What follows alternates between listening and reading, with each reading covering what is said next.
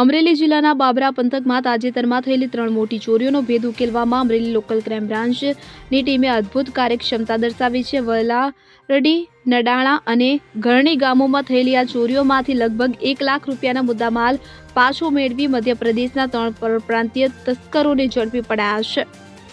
આ કાર્યવાહીથી સ્થાનિક ગ્રામીણ વિસ્તારોમાં ચોરીના કિસ્સાઓથી ભયભીત વાસીઓને રાહત મળી છે. જાણીતી માહિતી મુજબ ગત મહિનામાં વલારડી ગામના એક વેપારીના ઘરમાંથી રોકડ, સોનું, ચાંદીના આભૂષણો અને ઇલેક્ટ્રોનિક્સની ચોરી થઈ હતી. તે જ રીતે નડાળા અને ગરણી ગામોમાં કૃષિકારોના ઘરોમાંથી કૃષિ સાધનો, ઘરગથ્થુ વસ્તુઓ અને રોકડની ચોરી નોંધાઈ હતી. આ ત્રણેય કિસ્સાઓ માં ચોરોની પદ્ધતિ સમાન હતી. રાત્રિભરમાં ઘરોમાં ઘૂસીને મુદ્દામાલ લઈ જવું. ગ્રામીણ વિસ્તારોમાં પોલીસ પેટ્રોલિંગની મર્યાદા અને આધુનિક ટેકનોલોજીના અભાવને કારણે આ ચોરીઓથી તંત્ર પર વાસીઓની નારાજગી વધી ગઈ હતી અને Amreli એલસીબીના PI એ.જે.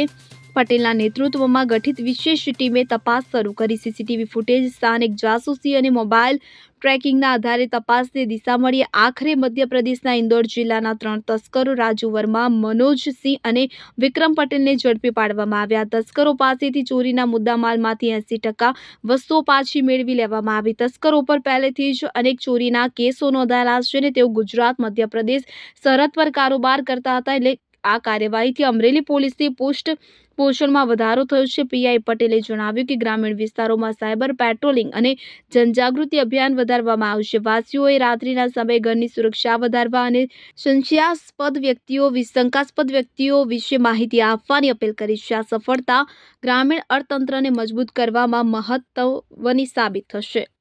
Bureau report, CN24 news. હવે જુઓ દેશ દુનિયાની તમામ ખબરો તમારી આંગળીના ટેરવે. ઉઠાવો મોબાઈલ અને ગૂગલ પ્લે સ્ટોર પરથી ડાઉનલોડ કરો અમારી CN24 ન્યૂઝ મોબાઈલ એપ.